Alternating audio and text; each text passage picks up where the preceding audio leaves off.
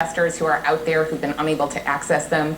We have an obligation to do that public health messaging that protesters should be wearing masks and maintaining social distancing as much as possible. And then we have to be ready, unfortunately, for potential for spread during these events. The New York governor, Andrew Cuomo, says all the protesters will be eligible, in his words, for coronavirus testing, and the state is even setting up 15 additional special sites just for protesters. What more do you think should be done to protect?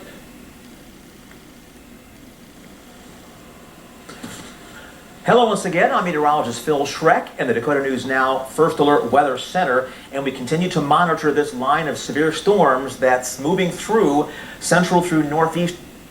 Two, I guess. Oh Lord, she's coming right. I conquered this, didn't I? Bye. Don't wait. Gotta prove I actually did this. As spend less. 8:15. A severe thunderstorm capable of producing a tornado was located near Loyalton, or about 15 miles northwest of Fulton, moving north. And should not be happening. Should we be bracing for a spike in 2 or 3 weeks? That's the incubation period following these protests? Yeah, we should certainly be bracing for a spike in 2 or 3 weeks due to potentially protests, but also due to reopening in communities that did not have adequate testing to begin with, due to lack of protection for essential workers. We still know that there are shortages of masks and other protective equipment for folks on the front lines, for people in meatpacking plants, people working in nursing homes. So I believe that we will be seeing some spikes in 2 to 3 weeks. The one thing that may protect us is that those protesters are outdoors, and we know that the transmission rates are lower when people are outdoors. It's why in many states we're reopening slowly by starting with outdoor activities. So that may be the one thing that saves us here. And these as well, or at least nearby Long Lake Colony. Anybody north of US Highway 12, again north of Ipswich, will need to keep an eye on things. Even Long Lake, I would say keep a close eye on future updates. Forbes as well in the northeastern part of the county, right along that North Dakota border, as this storm is really going to be making a lot of ground over the next about 10 to 15 minutes, even the next 20 minutes headed toward Leola. But again, Ipswich, Roscoe, Beebe, you need to get into your tornado safe space immediately for this tornado warned storm that's moving up to the north. Again, radar indicated rotation is the key word with this particular cell. We'll move out a little bit more. It's kind of difficult to show this storm on a radar loop considering how much ground it covers in such a short amount of time. But for what it's worth, this storm is able to make its start, down toward the Pier area. It's right about here. This is the storm that we've been keeping an eye on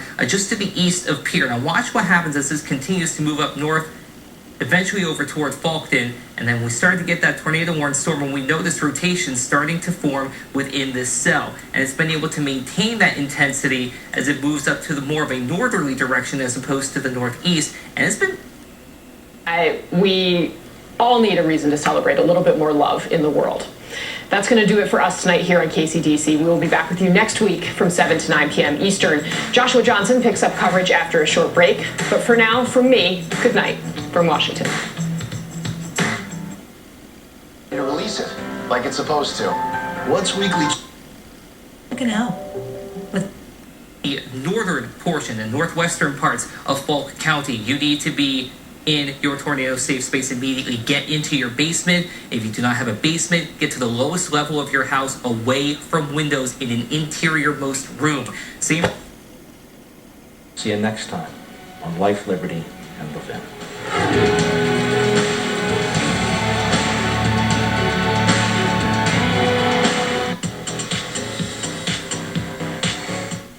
That is not America. Yes, those are Americans, but that is not America. This is America. As Ben Carson said today.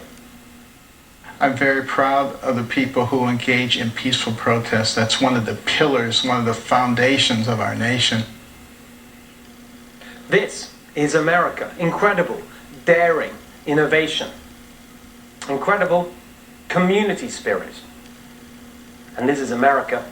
the incredible resilience of our private sector. 2.5 million jobs added last month instead of the 8 million jobs lost that the experts predicted. It looks like we really might get that V-shaped recovery that will be the best possible news for American workers and families. Evening, everyone, and welcome to the next revolution. You know, we always... Things have been peaceful enough for Mayor Bill de Blasio to end the city's curfew early. It has been less calm in London, where protesters clashed with police. A group west of London pulled down the statue of a slave trader. Meanwhile, Mr. Floyd's family continues to grieve their loss. Yesterday, they celebrated his life at a worship service in his hometown of Rayford, North Carolina. A public viewing was held before that service. There will be another viewing tomorrow in Houston, where George Floyd grew up. The funeral is on Tuesday. We expect Joe Biden will head to Houston tomorrow. The presumptive Democratic nominee plans to meet privately with Mr. Floyd's family. We begin tonight here in New York, where Mayor Bill de Blasio lifted a curfew one night early. He has also announced plans to redirect some funds away from the NYPD. MSNBC's Cmgus Vcr joins us live tonight from Brooklyn. Yasmin, how are folks reacting to those decisions from the mayor?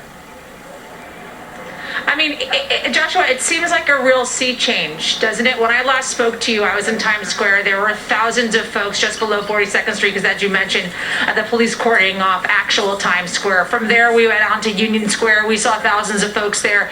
And then we made our way over to Grand Army Plaza, which is where we are now. The crowd, for the most part, Joshua, I'll be honest with you, has completely dispersed. I mean, over the last couple of nights, you saw the very little arrests from the NYPD, hence the reason why the Mayor Bill de Blasio essentially saying no more curfew. And because of that, as you know, and we mentioned this earlier, when the curfew would come at 8 p.m., that was the flashpoint between protesters and police officers. That's when you saw the most conflict between them two. But now you are seeing the crowd just dispersing. I mean, throughout the day and all the protests, Joshua, that I've been seeing, there has been a real message of unification, and they want real police reform. And as you mentioned, Mayor de Blasio announcing today some of those reforms are being put into place, defunding the police department, moving some money away from NYPD to youth programs, repealing 50A, a law that censors the records of police officers, and then also protesters wanting to address systemic racism in this country, which is a really big address, a really big ask. But they're going to continue to fight for it. They're going to continue to come out, and as I spoke to individuals today, earlier today, they said they're going to march every single day until they see real systemic change in this country, Joshua. Thank you, Yasmin. That's MSNBC's Cmgus Vcr joining us from... You mentioned there, Bill de Blasio lifting that curfew. Tomorrow morning will be the 100th day since the very first coronavirus case was confirmed in New York. About 400,000 New Yorkers are expected to go back to work in the first phase of reopening the city, and it'll be interesting to see what it does for the momentum of these protests, which showed no signs of slacking. As far as police reform, which is what people are chanting again and again, to fund the police, the mayor also, for the first time, said he wants to take money away from the NYPD's $6 billion budget and share it with more social programs. That has been the call of police reformers now for many years. NYPD spends more on that. To express my disappointment and really my total disgust at the number of others who came to today's protest armed for all-out battle. You don't come to a peaceful protest with a bowling ball or a hammer or a shovel or a baseball bat. That's the type of strong leadership we need in our cities. Straightforward condemnation of violence of any kind. And of course that includes violence by the police, of which we've also seen too much these last few days. Yes, of course, they've got the toughest job in our society. They're the ones who put their lives on the line every day to protect us. If someone breaks into your house, if someone assaults you, if someone brandishes a weapon, you call them and they're there. Look what they have had to put up with. But we need to be fair and balanced. There's been too much casual brutality by the police. Of course, that's a minority, but the job of the police is to protect property, for sure. It's also to protect protesters peacefully exercising their constitutional rights, to protect them, not attack them. Unprovoked violence like that is not just morally unacceptable, It's stupid because it gives people the chance to be anti-police. Defund the police. It's fast becoming a mainstream Democrat position. Who are they going to call to protect them when they're in Congress, at their political events? Black Lives Matter? Just tonight, the Minneapolis City Council said they're beginning the process of, quote, ending the Minneapolis Police Department and creating a new transformative model for cultivating safety. But when a violent man is beating up his girlfriend while a 4-year-old boy cowers in terror, good luck breaking that up with a new transformative model for cultivating safety. To solve problems, you need the hard, painstaking work of actual policy change. And let's be honest, that work needs to be done. Thankfully, it seems like the violent disorder is under control. But now what? As I said, it's not either or, it's first then. First restore order, then address the underlying issues. Those are real. We can't just dismiss what we're seeing as the antics of some Brooklyn radicals. You're seeing peaceful protests across the country, in red states as well as blue states, in small towns as well as big cities, all ages, races, and backgrounds. Police officers themselves want change. It's more than police killings of African Americans, terrible though that is. Off the top of my head, I can tell you personal stories about the senior African American executive treated like a criminal, the professional woman worried about driving to renew a permit, the white family with 4 kids, one of them adopted who happens to be African American, who fear for one of their sons, guess which one, every time they go out, that they may be hassled or worse by the police. There's an increasing authoritarianism, a sense that we are over-policed, cops bristling with equipment, aggressive and excessive. I've felt that for years. Many of you felt it during the shutdown, but it's African Americans who felt it longest and most painfully. They felt the inequality and discrimination. But who's been in charge? Minneapolis, where George Floyd was killed, a Democrat mayor for 46 years. Not a single Republican on the city council this century. Minneapolis Democrats have been in charge of budgets, hiring, policies, practices. They could have done anything they wanted to reform policing. Who was stopping them? The governor, a Democrat for a decade. The state attorney general, a Democrat since 1971. Around the country, California was the state with the most black residents killed by police in 2019. Who's their governor? Democrat, Gavin Newsom. Who's their attorney general? Democrat, Javier Becerra. It's practically a one-party state. And what about New York in 2019? The most black residents in the Northeast killed by police. Democrat governor Andrew Cuomo, Democrat attorney general Letitia James. We keep talking about a small number of bad cops, rotten apples that spoil the barrel. Well, actually, we have the data on that. A study found that in Chicago, the worst 5% of officers account for 1/3 of all civilian complaints. The problem is the process is designed to make complaints hard to file and to protect bad cops from the consequences of them. In Chicago, that same study found that the majority of complaints result in 1 day suspension or less. In Minneapolis, run by Democrats, 1% of civilian complaints resulted in discipline. Who protects the minority of bad cops from real accountability? The police unions. And guess who they've got in their pocket?